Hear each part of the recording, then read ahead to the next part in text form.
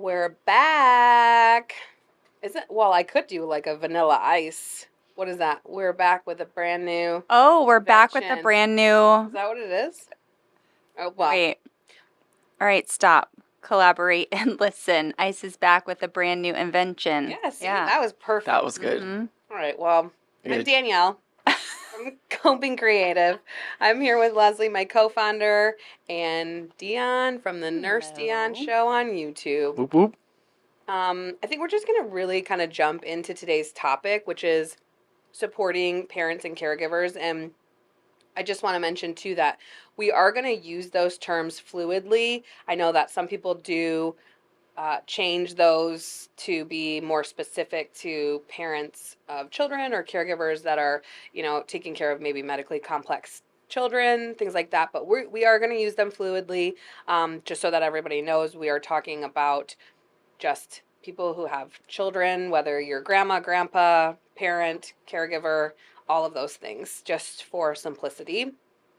But there is a lot that goes into supporting caregivers, and I think that we want to spend as much time on helping with the direction of those conversations, or like how we as child life specialists and nurses and medical professionals can do what we need to do to provide the best amount of support. Like, I don't know how to, it's just, there's so many things we could talk about. Mhm. We might as well just start talking about it. But Whether it's supporting the child and or supporting the caregivers, but the caregivers oftentimes forget about themselves. yeah, so like supporting caregivers as like we're giving They're the you, patient. yes, like Yeah. we are giving you the resources and we are giving you the support. Or sometimes, how do we support you to support your child? One Like, of the- so Mhm. One of the questions I love getting is like, Dion, why did you go into pediatric nursing? And I love answering it. But I also preface and bring into the fact that nursing is great. Pediatric nursing is great. Kids are great. But their parents is oftentimes our patients. Each parent has a million things going through their mind. And one of the last things they do is try to take care of themselves when their child is sick. So I love this topic more so than anything, and I love talking about it when people bring it up. I think what ends up happening is parents and caregivers don't know how to actually balance that time when they're in the hospital, because their focus is their child. So what are some things that have you guys ever like had to encourage a parent to like, absolutely. whether it's take a break Yeah. or Mhm. All the Absolutely. time. Yeah. I feel like, even just like a quick check-in, whether maybe their kid hasn't been in the hospital for very long. Maybe it's just a one-time visit, and it's just, how are you doing, Mom? You okay, Mom? Like, and just like are you all right? Like, this is, I know it's a lot going on right now. Like, it just kind of validating them in that moment of like, I see you. I see that, like, this is probably hard for you. You may be keeping it all together. You may not be like sobbing in the corner or anything like that, but like, that doesn't mean that you don't need just somebody to see you for being a parent in that moment, and the amount of like stress or anxiety that you may or may not be feeling. But just the check-in, just a quick check-in of like, how are you doing, I feel like goes a long way. Mhm. One of the things I love teaching new nurses coming into our industry is, well, yeah, you're taking care of little Timmy, but as we just mentioned, you're taking care of Timmy's mom too. So when I knock onto the door, that is a new experience that this person may be experiencing, this hospital stay may be experiencing. So I'll quickly do a quick visual assessment of the patient, but like you just said, Danielle, I'll go straight to the mom. How are you doing? Do you need anything? Have you had your cup of coffee this morning? Mhm. And 9 times out of 10, they haven't had that first cup of coffee. And I don't know about you guys, but I love a good cup of coffee in the morning. It helps get me going. So that's one of the first things I like to do. I'll stop, make sure my patient's safe, of course, finish my rounds, and I will go back and give each and every one of our parents a coffee. Mhm. So I love that. Mhm. it's something I feel like it's something so small, Yeah. but can make a huge difference in changing the patient experience. Especially just from the perspective of like, now they don't have to ask for it. Yeah.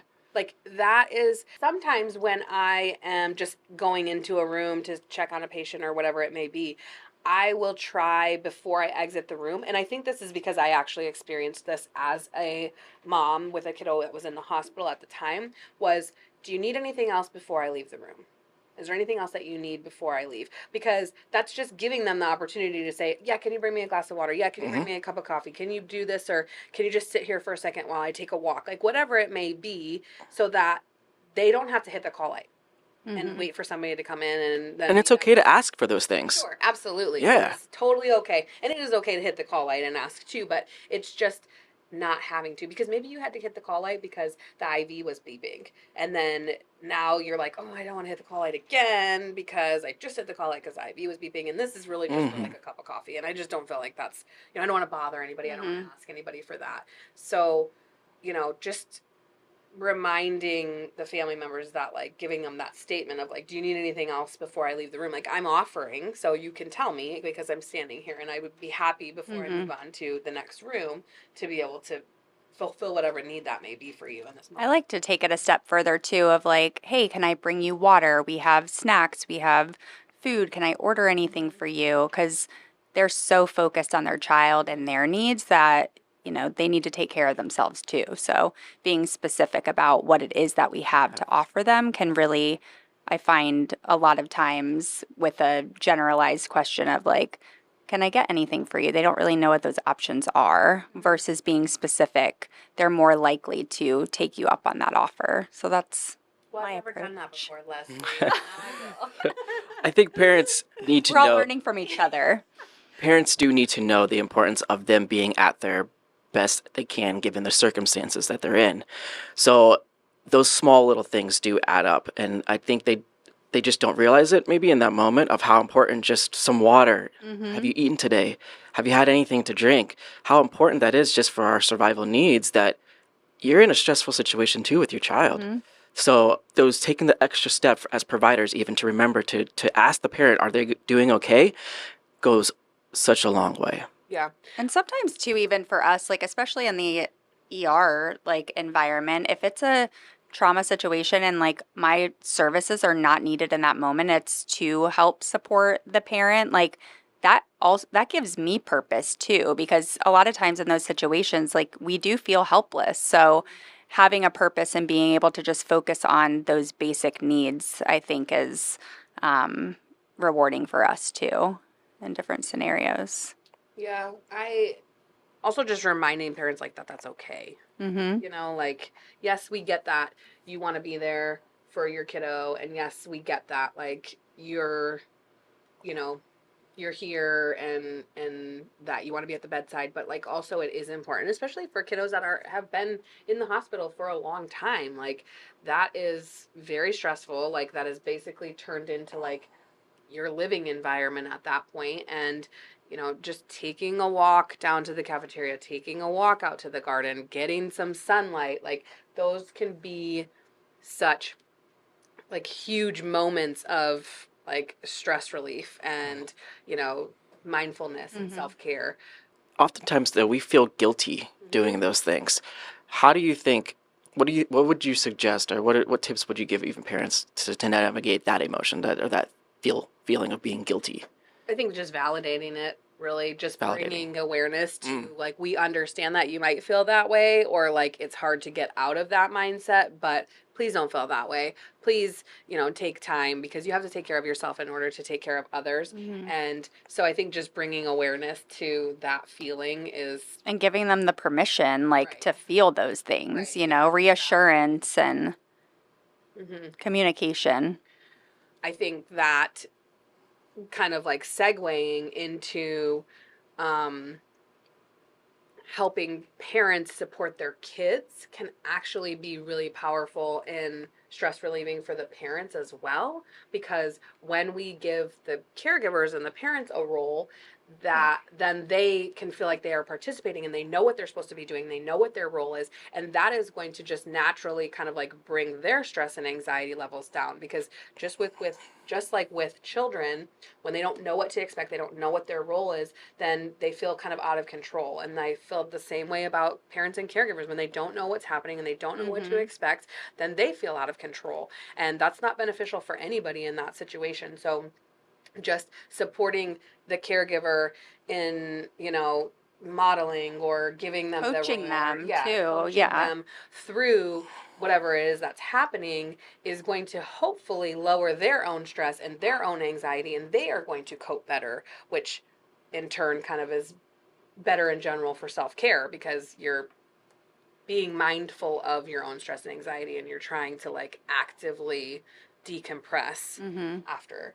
I was just going to say, and like in addition to that is what are we doing like after those high stress moments? Like if we're in the middle of a like a really high stressful procedure or trauma or whatever it is, like how are we supporting the caregivers to like come back down to their own baseline to self-regulate themselves, which for me is like, okay, mama, why don't you just cuddle up in bed with him? Here's a blanket. We're going to turn the lights down and just like be together for a moment, you know, and just kind of give them, like, kind of set them up for like, okay, we're just going to all just take a deep breath now, you know, and that's kind of helping those parents to just, all right, that's done. Now we can kind of just enjoy each other for a second, know that it's over. They can kind of get back into being parent and child versus patient and parent and, you know. How fundamental that concept is because, you know, actually when a baby is born, one of the first things that we encourage is the chest to chest. So in a sense, like what you just said, having the mom and child or the dad and child just going into bed, turning off all the stimulation and just being present with each other can really hone back in on getting back to that balance of where they were before. We're really just also like advocating for mom or dad to be that support person for them, you know, to help that child cope, because a lot of times it is physical touch for kids and hugs and being close to, that's a safe place for children. So, you know, coaching a parent or, you know, kind of facilitating that for the parents, it kind of just naturally brings the child's anxiety and stress down, and then in turn, you know, it's just like a circle. Because the kids are going to feed off of their parents' stress too. So believe it or not, gotta take parents, care of it's both. so true. Yeah, yeah. If you're stressed, your kid will feel it, and then they become stressed. So that's why having the right tools to help bring your stress level down is so important. Sometimes our support is just the parents, not the patients, and those, you know, high anxiety parents, or because it's traumatic for them too, you know. So sometimes I'm just supporting the parent versus the patient. I love the idea of just helping normalize a hospital environment for a child. And by that, I mean, like, you'll have our maybe more chronic kiddos that will come in and they have their setup. They have teddy bear with them. They have their music. They have their aromatherapy. They have their certain things that they like, their certain favorite blanket even with them. So that's why I always try to encourage parents to bring those tools, bring those their favorite toys with them to create that environment that they may be more comfortable with, even in an unfamiliar area. You have the power to do that.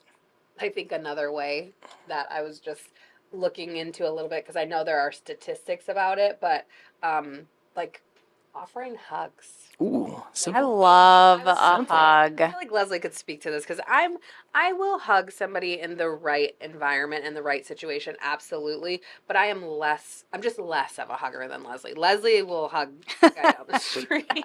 No. Just kidding. I do ask permission though these always, days. Like, yes. do you need a hug or can I give you Like, a hug? you'll meet somebody and like that you just Oh, feel for like sure. connection from that. Yeah. And you know that does, based on the statistics, reduce cortisol levels and reduce stress. And I think it is, again, just like seeing somebody, because a hug is just, you know, like it's just nonverbal communication of you know, support, really. Affirming like those unspoken emotions too of like, Like I see you, like you're saying it without saying it. Like I understand where you're at right now. Like I want to be here for you. You can literally do all of those things. Even it doesn't even have to be a hug. Sometimes I just kind of like put my hand on them. I do a lot of back rubs. Yeah. Not massages, but No, physical touch has so much a comforting. rub on the back, yeah. So much comforting. But with that, even like, I'm just going to go into like a procedure, for example. We use comfort holds a lot of times, and I didn't realize the power of what a chest-to-chest comfort hold would do for both, not only the child, but for the parent. What a comfort hold is, though. I actually no. I want to hear it from you guys. You guys are the professional, but more, it's a position where a parent or indoor caregiver can hold their child that my guess is, makes them feel more You know comfortable. what it is. We see it happen where I don't think parents realize that tool that is a tool that we use to help reduce the trauma associated with even just placing an IV. But you can do it with so many other procedures. But feel free, tell us more on comfort holds, because I think that's a great You did tool great for. job. You nailed it. Yeah. All right. Yeah. Lying down is the most vulnerable position for a child. Anybody, yeah. And so, there's old practices that are kind of rooted in that, just based on not having data and research to kind of support that causes trauma. So, really trying to start with a comfort hold now and exhausting all of those positional options that are more atraumatic. Not to say that sometimes we, don't have to lay a child down for safety and if they're unable to, but we always try to exhaust better, all the other options first. But it really just helps the child feel more in control, and safe. Yeah, Safe, and I think, safe. is the biggest one. Like, mom or dad is holding you, because when you take a child out of a parent's arms, the first thing that they are going to do is reach for that mom or that dad, or mommy, mommy, mommy. Like, you can see it in their face. Like, what is happening right now? Like, so keeping them with mom or dad, whether it's vitals or, an IV or, sutures or whatever it is that we're doing, like, that position with mom being, or dad, or whoever the caregiver is, to being the, like, safety person, and just kind of like enclosing them and being with that skin to skin almost concept. It's like a from when they're physiological newborn. response. It is. Yeah. And it, again, it has to be done safely. And I think Leslie and I would both say that we would never, set a kid up in a position that we think is going to be unsafe or is not going to go well, because there are those times, and we will, advocate for something different. But in most situations, it has so many benefits, not only to the child, not only to the parent, but also to the healthcare team. Sure. Because you're using less people because you have a parent. It has to be done right, though. I will say that for sure. And I do feel like it gets a bad rap sometimes, when it's not done correctly, or if the experience for the medical team, and I don't know if maybe you can speak to that, Dion, like, have you had a situation where, like, it's not gone well, that why it hasn't gone well, or that, like, somebody didn't, like, there wasn't somebody there to say, you know what, this isn't working, or there wasn't somebody to, like, set it up right? Or do you feel like you've always kind of just had good education about, like, what it's supposed to look like and what you're supposed to do in that situation? I speak on. No, there's times that we do have an incorrect approach. So having other providers to even come in, like, for example, like when child life specialists will come in, they may have a different opinion or a different assessment. So it's a lot easier to hear from different people of how we should approach this child and the family members. So we don't always get it. Yeah. Um, And I feel like it's just a matter of, like, being specific and, like, what is the role of the caregiver. And so we'll say, like, okay, this is what hold on to this hand, mommy, reach across this way so that they don't reach over. Your job is to give a tight hug or whatever. And that really kind of, like, oh, like, I'm not just this. My child is not just sitting in my lap. Like, I'm actively helping to provide comfort, provide support, but also, like, you're still also helping, like, hands-on, the medical team, for not having to bring our staff in, our team in, to put more unknown, like, people in the room, and hands-on, different body parts to, like, that sounds weird, that's not what I meant at all, but, like, just to, like, not have so many extra people, not have so many people that this kid doesn't know. It eliminates the need for extra staff in the room, and it gives parents a role, which sets the tone. A supportive role, whereas in Active support. Right, in the previous scenario of people and utilizing the caregiver to hold the patient down. So there's a difference between holding your child down and holding them in Correct. a comforting and safe. and a lot of times it's re-educating the parents. This is the correct way how to do it. I think that's the biggest piece too, and the success of the hold, because like, really sometimes I will physically, like, if you tell them put your arm over, they're don't do it. right, so there's a physical Yeah. movement on our part of like, okay, I'm grabbing your hand and I'm going to put it where here, let's take your legs. And so really being knowledgeable in those different positions, and even for the medical team, like to be able to instruct the parent properly how to hold, Well, and that's because what that I was can gonna be, say too, is like that's why like calling Child yeah, Life to be yeah. able to be that person, because sometimes the nurse doesn't have the ability to also be that person Mm-hmm, who's mm-hmm. giving direction, because they're already like setting all their stuff up, and then so it just gives the Child Life specialist like the time to be able to kind of like focus on putting that person in a position and that caregiver in a position, while the nurse can be doing like their thing Mm-hmm, and mm-hmm. getting their stuff set up. Um, so yeah, I think it has to be done correctly, but it's also one of those things where like if if people are not comfortable with what is happening, it's okay to say this isn't working. Sure. Mm-hmm. Like, and I think that sometimes the nursing staff, and this is just from my perspective as a child life specialist, that like I think sometimes nurses are apprehensive to utilize a position of comfort because either they've had a bad experience in the Sure. past, or they just don't trust that the parent is going to be able to do it, or they'll say something sometimes, like if I meet a new nurse and they're like, well, I've had this happen, or I just don't think that this parent is right, or this kid, whatever. And so it's like, because that's just building the collaboration between the nurse and the child life specialist also, and the medical team as a whole. But like to say, hey, look, like I'm not in the business of somebody getting poked more than once. I certainly don't want that kid getting poked more than once. I'm not in the business of anybody else getting poked, like a nurse, tech, whoever it may be. Like, so if this is not working, like then we just adapt. And I always call it the tourniquet test. I'm like, we'll be able to tell what happens when we put the tourniquet on. Like if the kid is just like, I don't like it, and is a little bit like unsure, like, okay, but that's tolerable for everybody in that situation. If the kid is literally like Alligator I always rolling. say that too, Alligator rolling. off the bed, out the door, mom is just let go. Well, then we know that this is probably not the best option, and we adapt.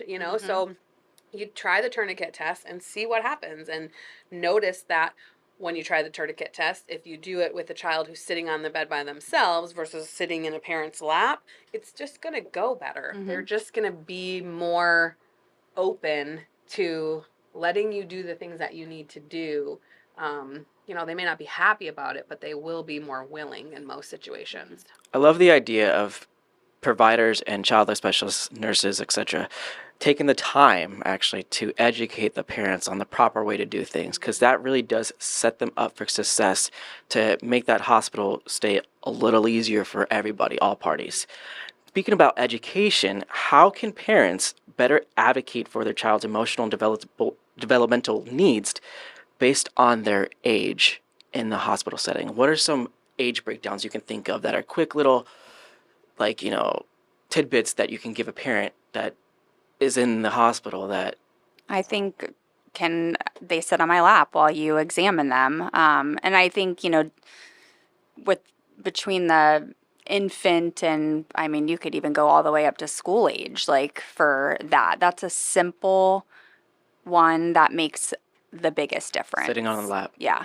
Can Being with mom or yeah, dad, being yeah. close to mom or dad, or again, Avoiding laying down if Yeah. you can, like, just simple things. Right. I think also in addition to that, like asking for play opportunities is like a big, we know that kids cope through play, but also like it brings a sense of normalcy.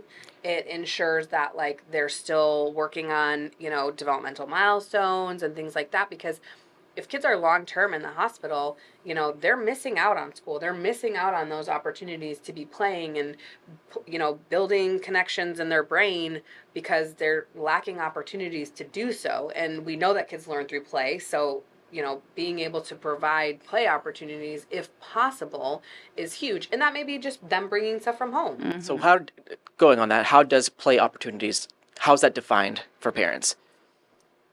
Is it physically playing? Is it bringing in school items? Is like what does play look like? All of the above. Yeah, it depends on the situation, but yeah, I think all of the above for sure.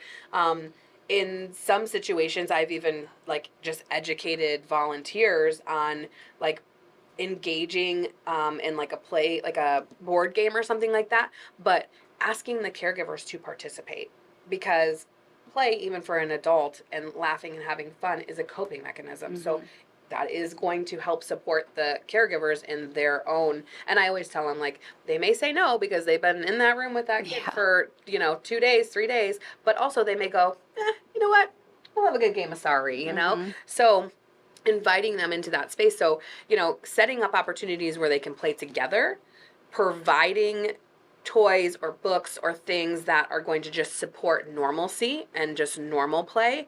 There are opportunities for, goal oriented play, which is more like, what is the goal of this type of play? Are we trying to educate? Are we trying to prepare? Is it something giving them an outlet? Yeah. The for post-processing of whatever traumatic event or procedure that they might have had.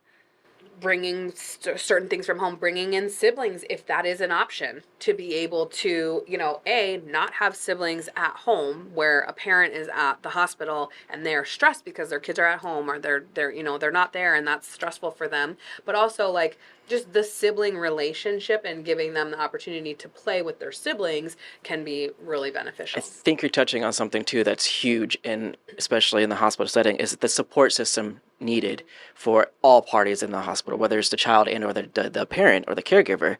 But for example, during COVID, I remember we could not have siblings, unfortunately, let alone more than one person in the room. So it was very difficult for kids to navigate through that time without their support system. So that's why even now to this day, I encourage parents, if you can't have somebody there physically, we have technology nowadays. So bring out the phone. You can FaceTime people, and the kid, I've seen countless of times, their FaceTime their favorite uncle, their favorite sibling, and it's okay to do that. Especially even during procedures if you need to. I mean, whatever helps to distract. Or even, connection from home to hospital. Like that could be like a little journal back and forth between the siblings, or, there's so many creative ways, even a parent.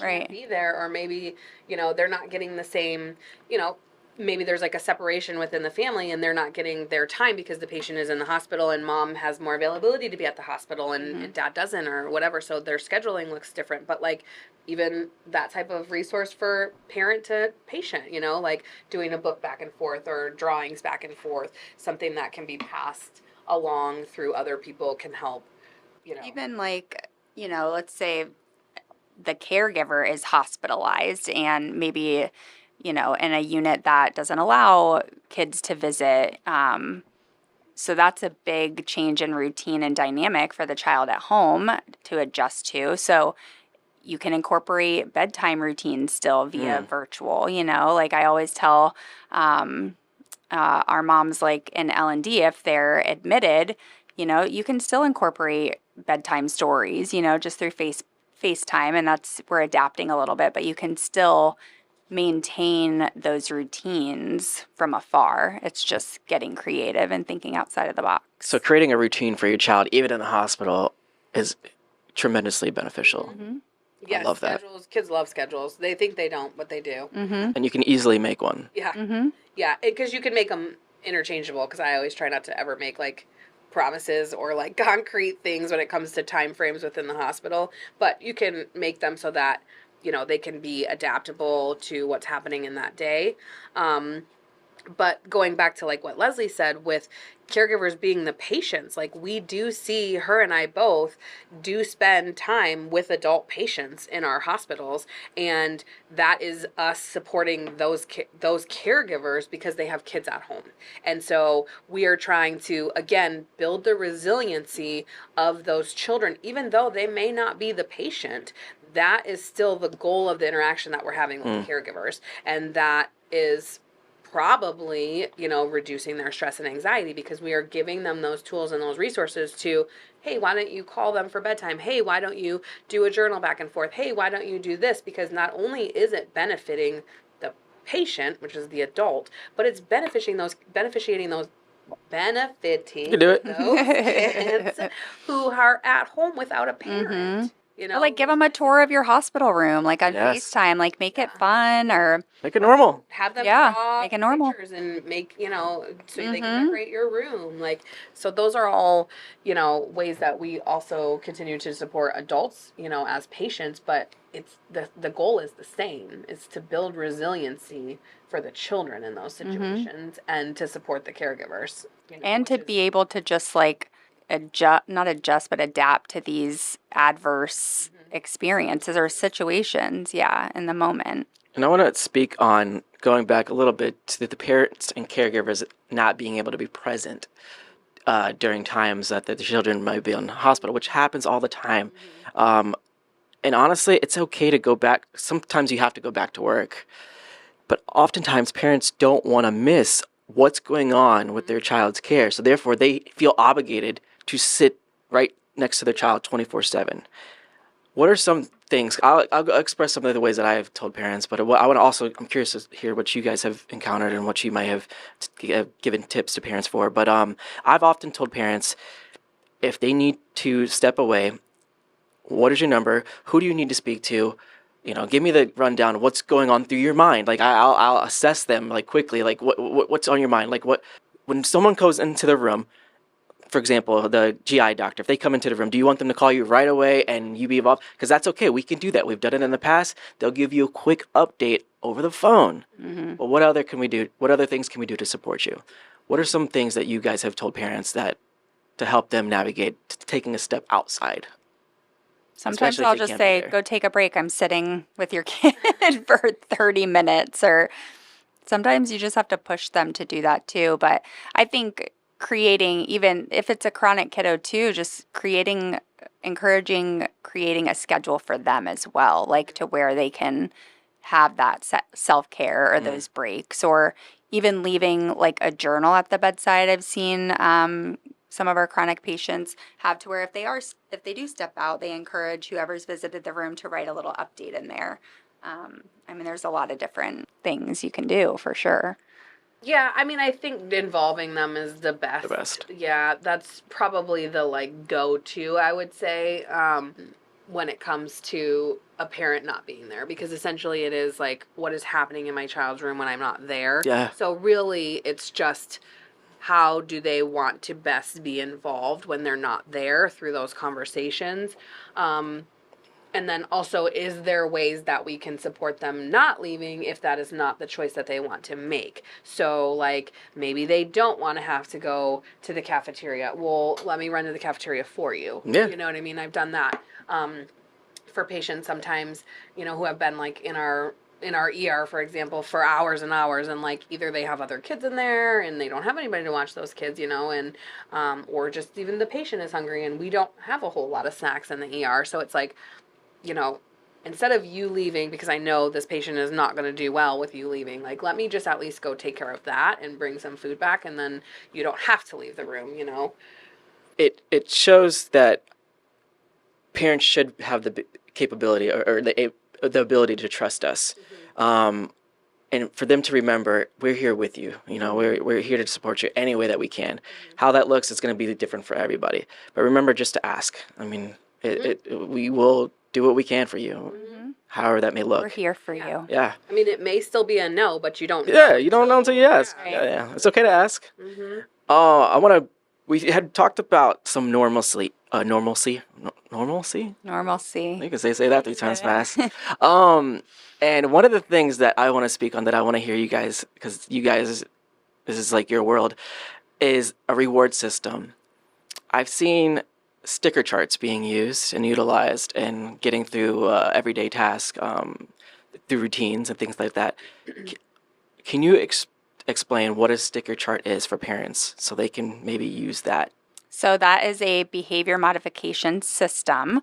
So you have a desired goal and outcome, and that is reinforced with positive reinforcement of some kind. So we use that a lot. I mean, parents use it for potty training. We use it for PO intake, post-op, to encourage kids to eat or drink. It can be used for any behavior that you're wanting to try to change. So sticker charts specifically, I mean, we kind of adapt those based on the child's needs. So there's a lot of different ways that you could implement that. Younger kids, they really need that instant gratification. So we're not going to do like, if we're trying to encourage them to eat or drink, we're going to reward them with something immediately, so that that behavior continues. There's a motivator there. Whereas older kids, we can kind of say, whatever it might be, you'll get a sticker every time you do this, whatever it is, and then at the end of the week, you can get a prize. So it's really tailored specifically to the child and their developmental level. But a lot of what it is what that it you're trying is. to Yeah. accomplish too, I think. Yeah. And just basing that around too, like if it's a kid that we're trying to get to take meds by mouth, is this a new behavior that we are seeing in this environment versus like, is this an acute thing, or is they have trouble taking meds at home? Because then it's difficult really to change that behavior in acute time frame or setting. So it can be a little bit challenging at times, but What you beneficial. said about it being like, is this an acute situation with them having a difficult time with this task, or is this something that is, something that happens at home too? Is like, it just points out that like that is the way that our brain works as child life specialists, and we're always kind of looking for like the why in that situation. And so bringing in child life to try to accomplish some of those things is a good idea. Not just a good idea, a great idea, because we are going to be able to hopefully find out, like, if this is just they're having trouble in this hospital setting, like, okay, we can probably figure that out, and we can talk to the parents, and we can get through that situation, and we can probably develop, whether it be a sticker chart or a system of that sort, or just validation, communication, rapport building, to be able to get that patient and that kiddo to do kind of what it is and take the medicine.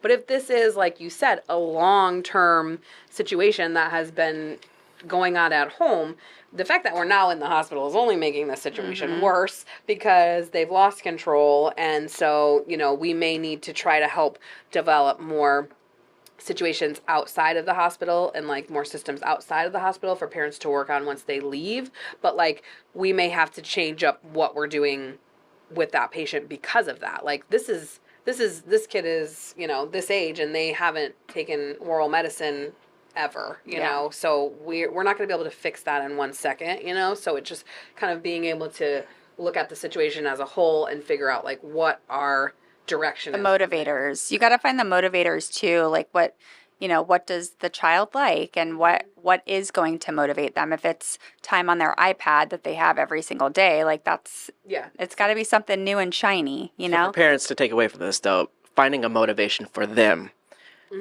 to connect with their child, whether it's a sticker chart or something, but they need something to help motivate the child to do the task more so.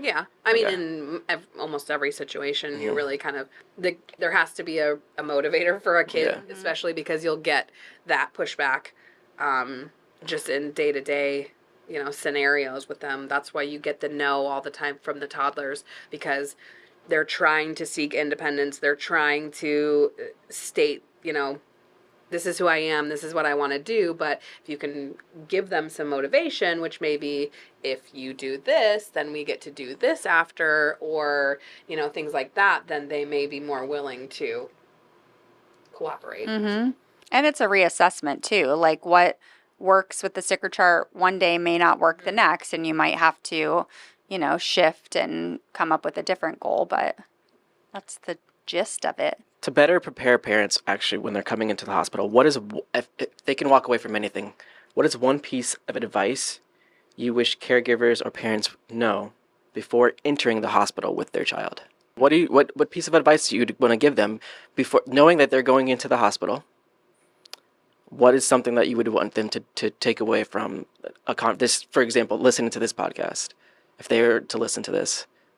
Include your child, and if you don't know how to do that, then ask for support to do that within that setting, whether that's child life, or if there's anybody, if there isn't child life, somebody that can just inform them of what's going to happen so that they can then inform their child. But always tell your child where you're going, and Truthful. what is happening. Yes, yes. Yeah, I think and ask questions. Like it's okay to ask if you do not know, which most people do not, and sometimes healthcare workers, to no fault of their own, forget that we use these terms, we do these things all day long, and people who are not familiar with the medical setting don't know what some of those things mean, and they either don't want to feel dumb so they don't ask, they don't want to feel like I don't know what's happening or out of control so they don't ask, or they don't want to bother anybody. But truthfully, like, you asking is not changing the way that we're doing anything on our part. We're just giving you the information that you need,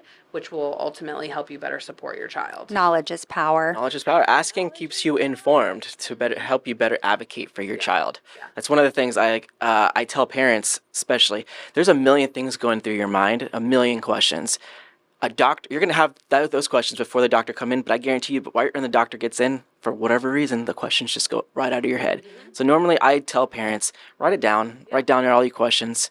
You're asking me these things. I'm not gonna have the answer for you right now. I might be able to find out, but you're seeking an answer from the doctor. So write down the questions. Bring out your phone. Take notes. So then when they get here, you can just word vomit everything that's in your mind, everything that's going to keep you up at night.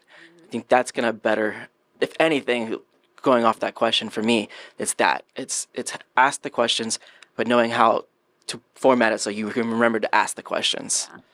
To further that more, just also know that there will be times where we don't know and we can't give you an answer, but that is not people trying to not include you or not give you the information. It's just truly because things may change. We don't know. We need different results, testing, whatever, to be able to make a determination or to figure out what time you're going to go. Like, there's a million different reasons why, but don't feel like if you ask and somebody says, I don't know, that you can't ask again later. Absolutely. Or ask somebody different. Keep asking. Or, just keep asking and get the information that you need to be able to educate and empower yourself throughout that situation. Absolutely. Yeah. All right, guys. I think that's a wrap.